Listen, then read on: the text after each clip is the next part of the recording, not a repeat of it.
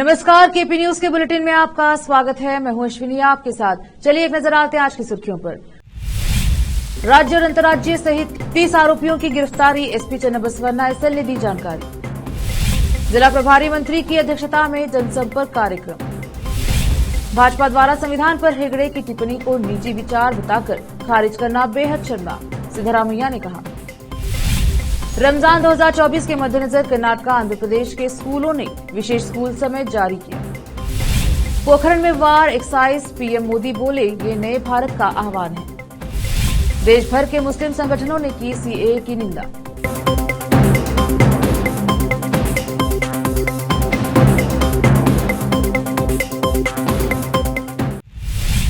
अब समाचार विस्तार से। जिला पुलिस अधीक्षक चन्नबसवन्ना एसएल ने बताया कि पिछले 15 दिनों में 14 पुलिस में दर्ज 29 संपत्ति, मवेशी और पंपसेट चोरी के मामलों में राज्य और अंतर्राज्यीय चोरों सहित कुल 30 आरोपियों को गिरफ्तार किया गया है। बीदर जिले में 13 और हैदराबाद में 1 स्टेशन शामिल हैं।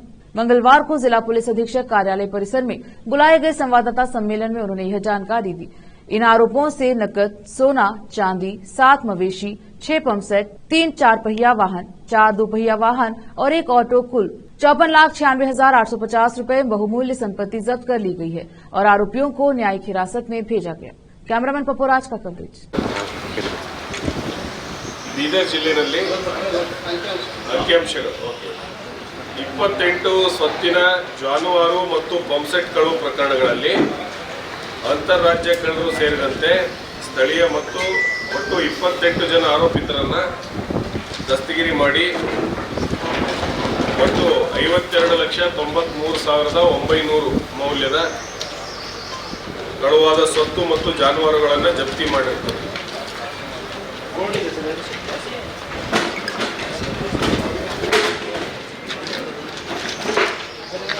ಹೇಳ್ತೀನಿ, ಎಲ್ಲ ಹೇಳ್ತೀನಿ।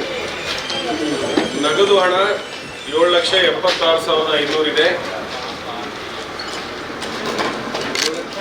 7,76,500 ರೂಪಾಯಿ।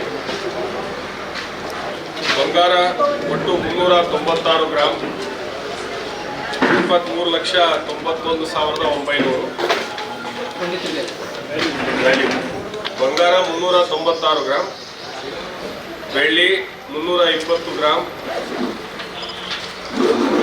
ಜಾನುವಾರುಗಳು 7 ಜಾನುವಾರುಗಳು, 6 ಪಂಪ್ಸೆಟ್ಗಳು,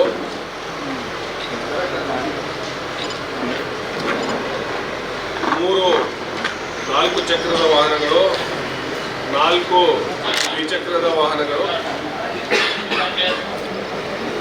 ರೈತರಿಗೆ ಸಂಬಂಧಪಟ್ಟಂತ ಆಹಾರ ಧಾನ್ಯ ಆದಂಥ 2 ಸೋಯಾಬೀನ್ ಚೀಲಗಳು, ಕಂಪ್ಯೂಟರ್ ಉಪಕರಣಗಳು 1-2 ಮತ್ತು ಈ ಮದ್ಯ ಏನು ಇತ್ತೀಚೆಗೆ ಜಿಲ್ಲೆಯಲ್ಲಿ ವೈನ್ ಶಾಪ್ ಕಳ್ಳತನಗಳಾಗಿತ್ತು, ಅದರಲ್ಲಿ ಕೂಡ ಏನಂದರೆ 34 ಲೀಟರ್ 560 ml ಅಷ್ಟು ಮೌಲ್ಯದ ಮದ್ಯವನ್ನು ಮತ್ತು ಹಣವನ್ನು ಕೂಡ ಏನಂದರೆ ಆ ಪ್ರಕರಣಗಳಲ್ಲಿ ವಶಪಡಿಸಿಕೊಳ್ಳಲಾಗಿದೆ।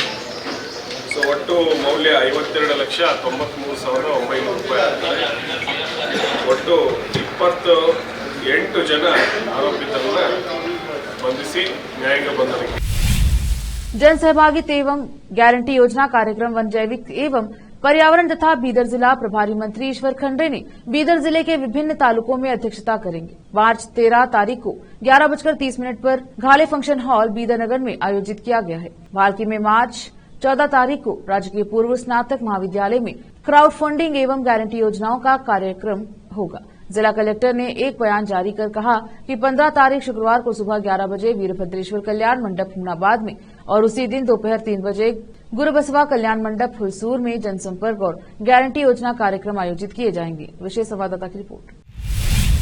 कर्नाटक के मुख्यमंत्री सिद्धरामैया ने सोमवार को कहा कि संविधान में संशोधन पर अपने सांसद अनंत कुमार हेगड़े की टिप्पणियों को महज निजी विचार बताकर भाजपा द्वारा खारिज करना बेहद शर्मनाक है। उन्होंने कहा कि भाजपा के लापरवाह रवैये ने संविधान के प्रति उनकी अज्ञानता और उपेक्षा को उजागर कर दिया है। सिद्धरामैया ने कहा, हेगड़े सिर्फ अपनी रसोई में बात नहीं कर रहे थे, उन्होंने संसद सदस्य के रूप में सार्वजनिक रूप से ये बयान दिए थे। यह स्पष्ट है कि भाजपा नेता अंतर को समझते हैं, लेकिन हेगड़े जो आरएसएस द्वारा समर्थित हैं का सामना करने का साहस नहीं रखते हैं।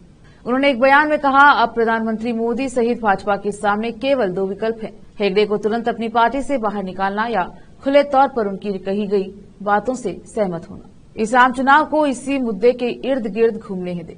हेगड़े ने रविवार को कहा कि भाजपा के लिए लोकसभा और राज्यसभा में 2/3 बहुमत हासिल करना और 20 से अधिक राज्यों में सत्ता में आना आवश्यक है ताकि संविधान में संशोधन किया जा सके, जिसका उद्देश्य कथित विकृतियों और अनावश्यक परिवर्धन को सही करना है। रमजान के पवित्र महीने के मद्देनजर कर्नाटक और आंध्र प्रदेश के स्कूलों ने स्कूल के समय में बदलाव किया है ताकि उर्दू और अन्य अल्पसंख्यक भाषा स्कूलों के छात्रों को शिक्षाविदों को शामिल किए बिना इस महीने का पालन करने में सुविधा हो सके। कर्नाटक में उर्दू और अन्य अल्पसंख्यक भाषा स्कूलों के निदेशालय द्वारा जारी एक परिपत्र ने रमजान के महीने के दौरान जूनियर, सीनियर और हाई स्कूल स्कूलों का समय सुबह 8 बजे से दोपहर 12:45 तक बदल दिया है। सर्कुलर में स्कूलों से इस संबंध में आवश्यक कार्यवाही करने को कहा गया है। इसी तरह आंध्र प्रदेश स्कूल शिक्षा विभाग ने 12 मार्च से 10 अप्रैल 2024 तक राज्य भर में उर्दू माध्यम प्राथमिक, उच्च विद्यालयों, समानांतर वर्गों और उर्दू माध्यम डाइट के समय सुबह 8 बजे से दोपहर 1:30 बजे तक बदल दिया है। जय कर्नाटका के नेतृत्व में कार्यकर्ताओं ने अक्का महादेवी विश्वविद्यालय में पीएचडी छात्रा का यौन उत्पीड़न करने वाले प्रोफेसर के खिलाफ कार्यवाही की मांग करते हुए विजयपुर शहर के जिला कलेक्टर कार्यालय के सामने धरना प्रदर्शन किया। छात्रा ने आरोप लगाया कि मल्लिकार्जुन एनएल ने पीएचडी छात्रा का यौन उत्पीड़न किया। उसके लिए अक्का महादेवी यूनिवर्सिटी के चांसलर और अधिकारी प्रोफेसर हैं। मल्लिकार्जुन के खिलाफ उचित कानूनी कार्यवाही की जानी चाहिए। जिला प्रशासन से अपील करते हुए मांग की गई है कि विश्वविद्यालय में दोबारा ऐसी घटना न हो, इसके लिए जागरूकता बरती जाए। विजयपुर से फेरोज शेख की रिपोर्ट। ಜಯ ಕರ್ನಾಟಕ ಸಂಘಟನೆಯಿಂದ ಜಿಲ್ಲಾಧಿಕಾರಿಗಳಿಗೆ ಒತ್ತಾಯ ಮಾಡೋದೇನಪ್ಪ ಅಂದ್ರೆ ಕಳೆದ ಒಂದು 2-3 ವಾರಗಳಿಂದ ಹಿಂದೆ ಏನು ನಮ್ಮ ವಿಜಯಪುರ ಜಿಲ್ಲೆಯ ಅಕ್ಕ ಮಹಾದೇವಿ ಮಹಿಳಾ ಯೂನಿವರ್ಸಿಟಿ ಮಹಿಳೆಯರಿಗಾಗಿ ನಿರ್ಮಿಸಿರತಕ್ಕಂಥ ಯೂನಿವರ್ಸಿಟಿಯಲ್ಲಿ ಸಾಕಷ್ಟು ಕಡುಬಡವ ವಿದ್ಯಾರ್ಥಿನಿಯರು ಅಲ್ಲಿ ಓದ್ತಾ ಇದ್ದಾರೆ. ಅದರಲ್ಲಿ ಎಜುಕೇಟೆಡ್ ಅಂದರೆ ಶಿಕ್ಷಣವನ್ನು ಪಡೆದುಕೊಂಡು ಪಾಠ ಬೋಧನೆ ಮಾಡಲಿಕ್ಕೆ ಬಂದಿರತಕ್ಕಂಥ ಪ್ರೊಫೆಸರ್ಗಳು ಇವತ್ತು ವಿದ್ಯಾರ್ಥಿನಿಯ ಮೇಲೆ ಲೈಂಗಿಕ ದೌರ್ಜನ್ಯವನ್ನು, ಲೈಂಗಿಕ ಕಿರುಕುಳವನ್ನು ಕೊಡ್ತಾ ಇದ್ದಾರೆ ಅಂತಕ್ಕಂಥದ್ದು ಈಗ 2-3 ವಾರಗಳ ಹಿಂದೆ ಮನಗಂಡು ಇವತ್ತು ನಮ್ಮ ಜಯ ಕರ್ನಾಟಕ ಸಂಘಟನೆ ಏನು ಒತ್ತಾಯ ಮಾಡ್ತಿದೆ ಅಂದರೆ, ಯಾವ ವಿದ್ಯಾರ್ಥಿನಿಯ ಮೇಲೆ ಲೈಂಗಿಕ ಕಿರುಕುಳವನ್ನು ಕೊಟ್ಟಿರತಕ್ಕಂಥ ಪ್ರೊಫೆಸರ್ ಮಲ್ಲಿಕಾರ್ಜುನ್ ಎನ್ಎಲ್ ಇವರು ತಕ್ಷಣ ರಾಜೀನಾಮೆಯನ್ನು ಕೊಡಬೇಕು. ಆನಂತರ ಇವತ್ತು ಪೊಲೀಸ್ ಅಧಿಕಾರಿಗಳಾಗಲಿ ಅಥವಾ ಜಿಲ್ಲಾಧಿಕಾರಿಗಳಾಗಲಿ ಅವ್ರ ಮೇಲೆ ಕ್ರಮ ತಗೋಬೇಕು. ಅವ್ರನ್ನ ತಕ್ಷಣಕ್ಕೆ ಅರೆಸ್ಟ್ ಮಾಡಿ ಅವರನ್ನು ಜೈಲಿಗೆ ಹಾಕಿ ಈ ವಿಚಾರಣೆಯನ್ನು ಸಂಪೂರ್ಣವಾಗಿ ಮುಗಿಸಿ ಅವರಿಗೆ ಶಿಕ್ಷೆ ಕೊಡಬೇಕು ಅಂತಕ್ಕಂಥ ಮಾತನ್ನು ಇವತ್ತು ಜಯ ಕರ್ನಾಟಕ ಸಂಘಟನೆ, ಜಿಲ್ಲಾ ಸಂಘಟನೆ ಹಾಗೂ ನಗರ ಘಟಕದ ವತಿಯಿಂದ ಹಾಗೂ ಮಹಿಳಾ ಘಟಕದ ವತಿಯಿಂದ ನಾವು ಇವತ್ತು ಜಯ ಕರ್ನಾಟಕ ಸಂಘಟನೆ ವತಿಯಿಂದ ನಾವು ಒತ್ತಾಯ ಮಾಡ್ತಾ ಇದ್ದೀವಿ. ಸಂಗಮೇಶ್ ದಾಶಳಗೌಡ್ರು ಅಂತೇಳಿ ಜಿಲ್ಲಾ. लेते हैं छोटा सा ब्रेक, जल्द लौटेंगे ब्रेक के बाद। हिंदुस्तान के हर कोने में हम हैं मौजूद। 24 घंटे हालात पर गहरी नजर, खबरों से जुड़े चुपते सवालात और आपको दिखाता है धार्मिक, सामाजिक, राजनीतिक, लोकल और इंटरनेशनल न्यूज की सबसे बेहतर कवरेज जो आपको रखती है हर पल बाखबर। देश और दुनिया भर की खबर के लिए देखते रहें केपी न्यूज 24/7। ब्रेक के बाद स्वागत है आपका। देखते हैं समाचार। प्रधानमंत्री नरेंद्र मोदी आज यानी मंगलवार को राजस्थान दौरे पर हैं। प्रधानमंत्री मोदी यहां पोखरण में हैं, जहां वह भारतीय सेना के तीनों कमांड ट्राई सर्विसेज लाइव पैंतरेबाजी अभ्यास के रूप में स्वदेशी रक्षा क्षमताओं के तालमेल से प्रदर्शित भारत शक्ति को देखा। इस दौरान सभा को संबोधित करते हुए पीएम मोदी ने कहा कि आने वाले वर्षों में जब हम दुनिया की तीसरी बड़ी आर्थिक ताकत बनेंगे तो भारत का सैन्य सामर्थ्य भी नई बुलंदी पर होगा और भारत को तीसरी बड़ी आर्थिक ताकत बनाने में राजस्थान की बहुत बड़ी भूमिका होने वाली है। विकसित राजस्थान विकसित सेना को भी उतनी ही ताकत देगा। प्रधानमंत्री मोदी ने कहा, आज देश में उत्तर प्रदेश और तमिलनाडु में डिफेंस कॉरिडोर बन रहे हैं। इनमें अब तक 7,000 करोड़ रुपए से ज्यादा का निवेश हुआ है। आज हेलीकॉप्टर बनाने वाली एशिया की सबसे बड़ी फैक्ट्री भारत में काम करना शुरू कर चुकी है। उन्होंने कहा, बीते 10 वर्षों में हमने देश को रक्षा क्षेत्र में आत्मनिर्भर बनाने के लिए एक के बाद एक बड़े कदम उठाए हैं। हमने नीति विषयक सुधार किए, रिफॉर्मर्स किए, हमने प्राइवेट सेक्टर को इससे जोड़ा, हमने एमएसएमई स्टार्टअप्स को प्रोत्साहित किया। उन्होंने कहा, हमारी तोपों, टैंकों, लड़ाकू जहाजों, हेलीकॉप्टर, मिसाइल सिस्टम की जो गर्जना आप देख रहे हैं, यही तो भारत शक्ति है। हथियार और गोला बारूद, संचार उपकरण, साइबर और स्पेस तक हम मेड इन इंडिया की उड़ान अनुभव कर रहे हैं। यही तो भारत शक्ति है, पीएम ने कहा। कल ही भारत ने MIRV तकनीक के साथ स्वदेशी रूप से विकसित अग्नि 5 मिसाइल का पहला सफल उड़ान परीक्षण किया। दुनिया में बहुत कम देशों के पास यह उन्नत तकनीक है। यह रक्षा क्षेत्र में आत्मनिर्भर भारत की दिशा में एक बड़ा कदम है। देश भर के तमाम मुस्लिम संगठनों ने सीए लागू होने के बाद एक बयान जारी किया है। इस बयान के जरिए सभी संगठनों ने इस कानून को लागू किए जाने की निंदा की है। इसके साथ ही एक प्रेस रिलीज भी जारी की गई।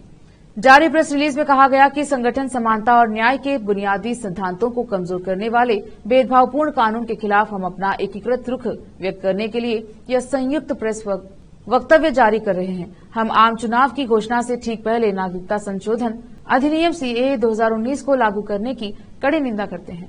इसमें आगे लिखा है, यह अधिनियम ऐसे प्रावधानों का परिचय देता है जो भारतीय संविधान में निहित समानता और धर्मनिरपेक्षता के सिद्धांतों को नुकसान पहुंचाते हैं। भारतीय संविधान का अनुच्छेद 14 कानून के समक्ष समानता के सामान्य सिद्धांतों का प्रतीक है और धर्म के आधार पर व्यक्तियों के बीच अनुचित भेदभाव को रोकता है। यह अधिनियम मुसलमानों को धार्मिक संबद्धता के आधार पर चुनिंदा नागरिकता प्रदान करके भारतीय संविधान द्वारा गारंटीकृत समानता और धर्मनिरपेक्षता के मौलिक अधिकार का उल्लंघन करने का उल्लेख करने से बचता है। इस प्रकार कानून के तहत समान व्यवहार के सिद्धांत को कमजोर किया जा रहा है। यह भेदभावपूर्ण कानून देश के सामाजिक ताने बाने को खतरे में डालता है, जिससे समावेशिता और विविधता के मूलभूत सिद्धांत नष्ट हो जाते हैं।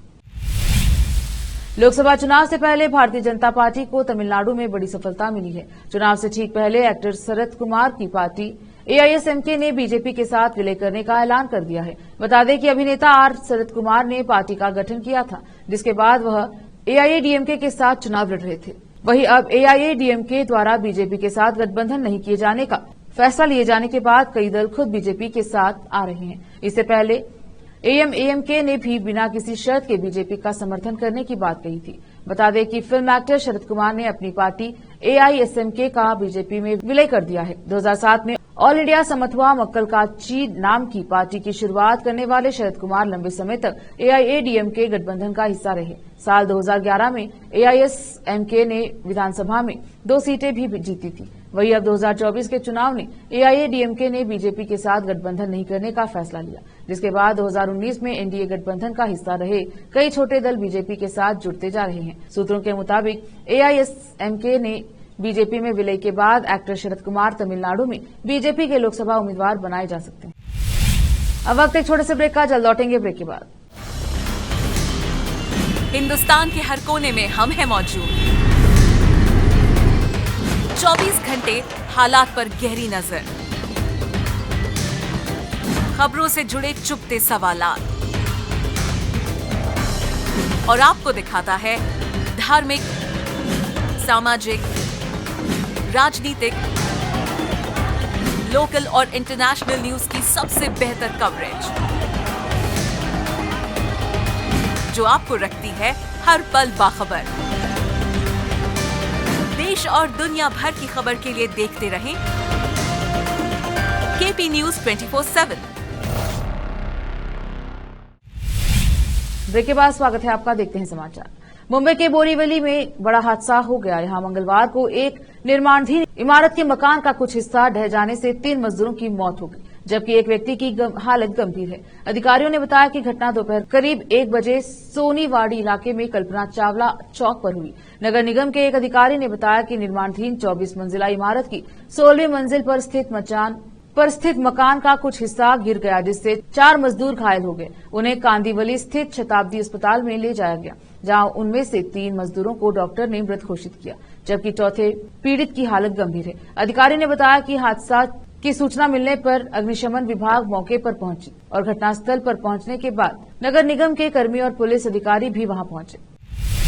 हरियाणा के मुख्यमंत्री मनोहर लाल खट्टर और उनके साथी कैबिनेट मंत्रियों ने प्रदेश के राज्यपाल बंडारू दत्तात्रेय को मंगलवार को अपना इस्तीफा सौंप दिया। रिपोर्ट्स के मुताबिक राज्य में सत्तारूढ़ बीजेपी और जननायक जनता पार्टी जेजेपी गठबंधन में लोकसभा चुनाव से पहले सीट बंटवारे को लेकर दरार पैदा होने की अटकलों के बीच यह घटनाक्रम सामने आया है। इसी बीच अब हरियाणा के अगले मुख्यमंत्री के नाम को लेकर भी चर्चाएं शुरू हो चुकी हैं। एक तरफ जहां कहा गया है कि खट्टर ही फिर सीएम बन सकते हैं, वहीं दूसरी तरफ बीजेपी नेता संजय भाटिया का नाम भी सामने आ रहा है। आइए जानते हैं कौन है संजय भाटिया। संजय भाटिया हरियाणा की करनाल लोकसभा सीट से बीजेपी के सांसद हैं। 56 वर्षीय भाटिया पंजाबी बैकग्राउंड से आते हैं और छात्र जीवन में एबीवीपी से जुड़े हुए थे। वह हरियाणा बीजेपी के महासचिव भी हैं और हरियाणा खादी एवं ग्रामोद्योग बोर्ड के चेयरमैन भी रह चुके हैं। वह भारतीय जनता पार्टी में पार्टी में संगठन का काम लंबे समय तक देख चुके हैं और इसलिए उनकी गिनती सूबे के जमीनी नेताओं में भी होती है। 1987 में एबीवीपी में मंडल सेक्रेटरी बनने के बाद 1989 में वह एबीवीपी के जिला महासचिव बने। 1998 में संजय भाटिया को बीजेपी युवा मोर्चा का राज्य महासचिव बनाया गया। गुजरात के तट से 6 पाकिस्तानियों को सर्च ऑपरेशन के दौरान पकड़ा गया। Gujarat ATS, Indian coast guard और एनसीबी के संयुक्त ऑपरेशन में इन पाकिस्तानियों की पकड़ की गई है। इस दौरान इनके पास से 480 करोड़ रुपए की ड्रग्स जब्त की गई। पकड़े गए इन पाकिस्तानियों को पोरबंदर लाया जाएगा। कोस्ट गार्ड, एटीएस और एनसीबी ने मिलकर अब तक 3,135 करोड़ रुपए की ड्रग्स जब्त की। जानकारी के अनुसार भारतीय तटरक्षक बल एनसीबी और एटीएस द्वारा संयुक्त अभियान में 11-12 मार्च की रात को एक संयुक्त अभियान में भारतीय तटरक्षक आईसीजी ने खुफिया जानकारी के आधार पर एक पाकिस्तानी नाव को पकड़ा। इनमें चालक दल के 6 सदस्य सवार थे। इनके पास से लगभग 480 करोड़ रुपए मूल्य के नशीले पदार्थ पकड़े गए। संयुक्त अभियान में पोरबंदर से लगभग 350 किलोमीटर दूर अरब सागर में की गई कार्यवाही में पाकिस्तानी नाव को पकड़ा गया। ऑपरेशन में आईसीजी, एनसीबी और एटीएस गुजरात के बीच अच्छे कोऑर्डिनेशन के कारण ये नाव पकड़ी जा सकी। अमेरिका के पूर्व राष्ट्रपति डोनाल्ड ट्रंप प्री इलेक्शन में अपनी पार्टी की ओर से राष्ट्रपति चुनाव के लिए सबसे तगड़े प्रत्याशी बन गए हैं। उनका मुकाबला वर्तमान राष्ट्रपति और डेमोक्रेटिक पार्टी के प्रत्याशी जो बाइडेन से होगा। चुनाव से पहले डोनाल्ड ट्रंप ने बड़ा ऐलान किया है। उन्होंने ऐलान करते हुए कहा कि यदि वे राष्ट्रपति चुनाव जीतते हैं तो वे 2 बड़े काम करेंगे। उन्होंने सोशल मीडिया पर बताया कि अगर मैं राष्ट्रपति बनता हूं तो सबसे पहले अमेरिकी सीमाओं को सील करूंगा। साथ ही 6 जनवरी 2021 को जो कैपिटल हिल हिंसा हुई थी उस मामले में फंसाए गए लोगों को जेल से बाहर निकालेंगे। ट्रंप इससे पहले भी अमेरिकी सीमाओं को सील करने की बात करते रहे। अपने राष्ट्रपति पद के पहले कार्यालय से ही ट्रंप के एजेंडे में अवैध शरणार्थियों का मुद्दा शीर्ष पर रहा है। कैपिटल हिंसा की बात करें तो बता दें कि अमेरिका में 6 जनवरी 2021 को कैपिटल हिल में ट्रंप के समर्थकों ने हिस्सा लिया था। मामला यह था कि 3 नवंबर 2020 को राष्ट्रपति चुनाव की वोटिंग में बाइडेन को 306 और ट्रंप को 232 वोट मिले थे। यह परिणाम सामने आते ही ट्रंप और उनके समर्थकों ने चुनाव में धांधली के आरोप लगाने शुरू कर दिए। इस दौरान कैपिटल हिल हिंसा के लिए 1100 से अधिक आरोपियों पर केस दर्ज किया गया।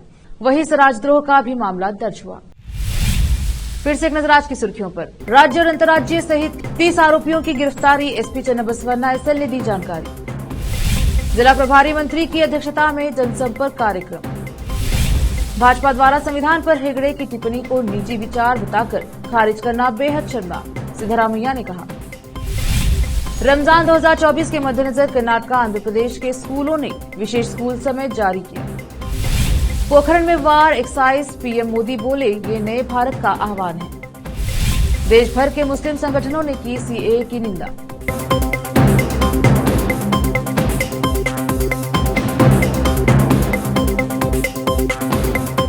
केपी न्यूज के बुलेटिन में आज इतना ही। देखते रहिए केपी न्यूज 24/7। धन्यवाद।